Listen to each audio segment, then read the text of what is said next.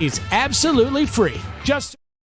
Hello, everyone, and welcome back into the GSMC Fantasy Sports Podcast, brought to you, as always, by the GSMC Sports Network. Before we get into our third segment of the day here, I do want to address a comment left by Andre over the break. He's up 139 to 115 in his fantasy league. He has King Henry left to play, and he has Godwin.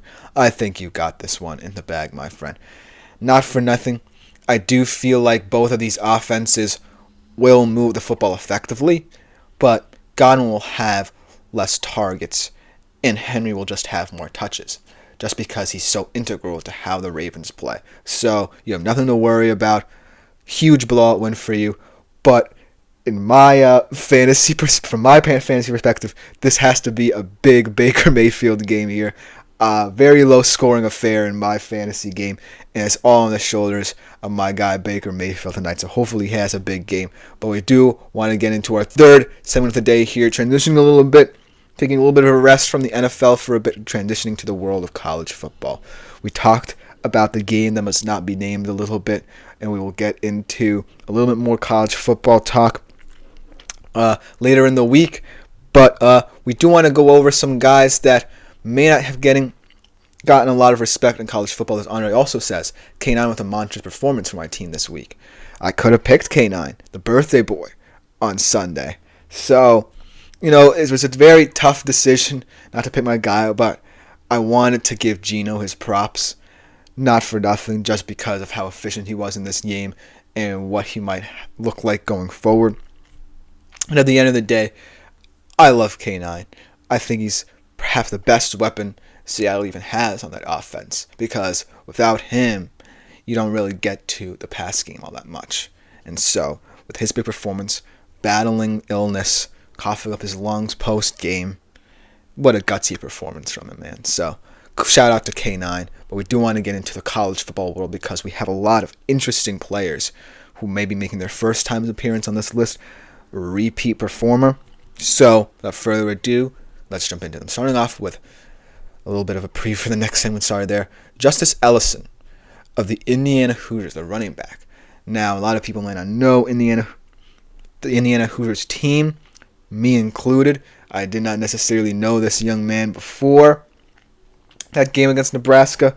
But phew, if Indiana becomes a little less Curtis Work-centric, which they might have to be, considering I do believe he's saying that injury in this game, may be out for a couple of weeks, they need to have secondary guys step up. We've had a couple of Indiana Hoosiers, as Andre said, he predicted Indiana to destroy them, and I agreed with you in that regard. But talking about Ellison, this is a team in Indiana with that win against Nebraska, who's clearly cemented themselves as Andre also says, not just a Big Ten contender, but a sneaky CFP team. So, if Curtis Work may have to sit out their QB for a couple of weeks, they're going to have secondary pieces step up. With 9 carries, 105 yards, 2 touchdowns, Justice Ellison did that in perhaps their biggest game to date this season. They still have games against Ohio State, and they still have a game, I believe, against Michigan. But Justice Ellison, look out for him as the running back here for the Indiana Hoosiers, 25.1 fantasy points, and just look out for any secondary weapons for them that may need to step up as the season goes along. They're a team of transfers. They built to the portal. Kurt Zignelli doing a great job.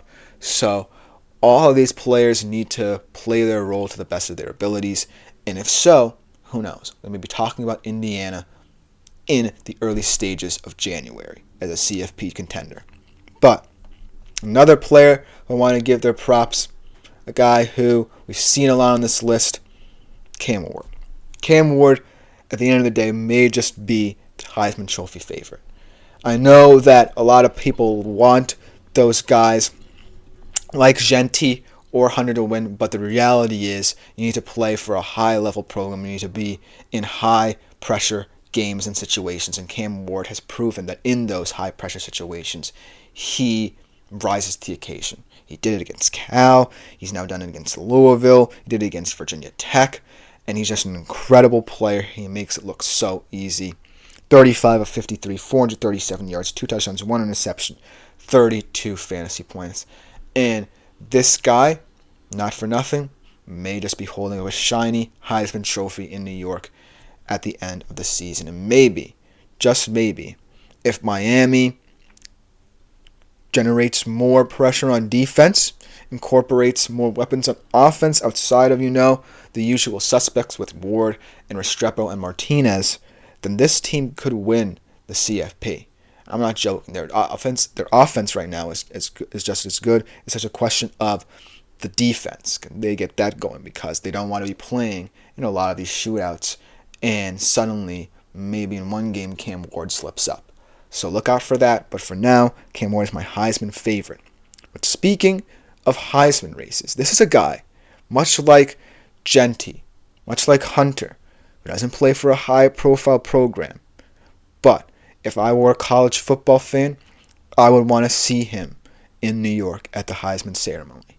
Plays for a military service academy, an academy who themselves might be a sneaky CFP team come December and January. Let's talk a little bit about, we'll skip Sam Brown for now, Bryson Daly, because this performance is incredible. Now, like I said, there's going to be a lot of mountains to climb for Bryson Daly to get to New York. He needs to beat potentially Navy. Sorry about that noise, guys. I do feel like he needs to beat Navy at least twice to have a chance, and then Navy needs to be ranked and undefeated. But if he can do that, Army is undefeated, and they are seen as the highest-ranked Group of 5 conference champion. This kid needs to be in New York. Incredible triple option player. 7 for 10, 147 yards with 1 touchdown to the air. Obviously, in a triple option offense, you're not going to see much passing. But listen to his stats on the ground. 31 carries, 171 yards, and 5 touchdowns. 57 fantasy points. This kid is something to behold. And if Army continues with their meteoric rise, they continue being undefeated, chances are, not only will we see Bryson Daly in New York, we might see him contend for the Heisman, maybe even win it, and Army go into the CFP as the first military academy to make it. Let's get back to Miami as well, because they have another college football fantasy star of the week on my list, and that is Samuel Brown.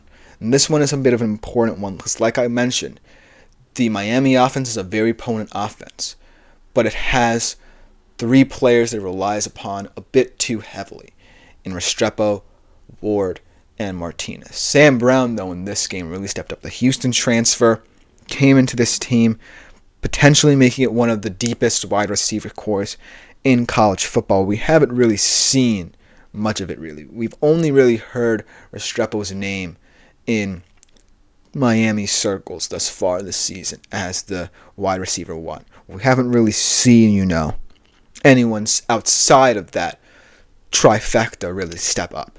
But Samuel Brown did today. 3 receptions, 125 yards, 1 TD in that game against Louisville, 20 fantasy points.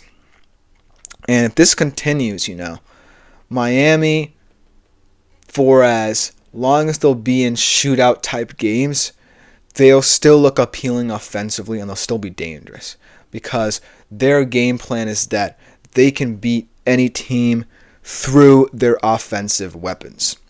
And so if there are more than just the 3 and less pressure falls on their shoulders, then Miami's offense can consistently put up, say, as many points as they did against Louisville. So Samuel Brown's performance is a very important one to note. Maybe not the best out of wide receivers this week, but I do feel like if this continues, if he's a solid wide receiver 2 for Miami as the season goes on, this is a team that can put up a lot of points and force teams to play catch up with them. Thus far, they've gotten into a couple close calls, but if Samuel Brown emerges, those close calls can turn into blowouts in a hurry.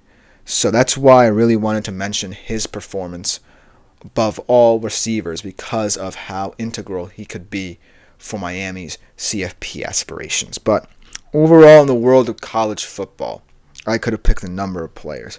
I could have picked the Georgia defense if defense was a big deal in fantasy college football. Incredible performance by them.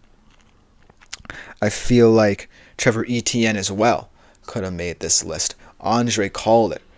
this past week in terms of the importance of Trevor Etienne in this game. Really dominant performance from him on the ground, especially because of the fact that Georgia was one of the lowest ranked SEC squads coming into that game running the football. So that just goes to show how important he could be. But ultimately, if you're a fantasy college football player, there's a lot of depth at each and every position. Not just talking about, big stars like him, or as Andre said, yes, sir, shout out to him, even though it pains me to shout out a player who destroyed my favorite college football team. But at the end of the day, if you're a fantasy college football player, it just goes to show how much depth there is. You have to look beyond, the Cam Wards, the Shedeur Sanders of the world, the Ashton Genties, the Travis Hunters, and maybe look towards the Bryson Dailies. There's a lot of depth at each and every position in college football, and I'm really excited to do this segment week in, week out, talking about these incredible athletes, because it truly is one of the most chaotic, exciting, heart-rending college football seasons we've seen in quite some time. And so just talking about it makes me get more and more excited for what the season has in store for us. But let me know what you think about my college football fantasy stars in the comments if you have your own as well. But right after this short break, we'll be returning to the world of the NFL, and we're going to be talking about my bold fantasy predictions this week. A lot to talk about there right after this short break.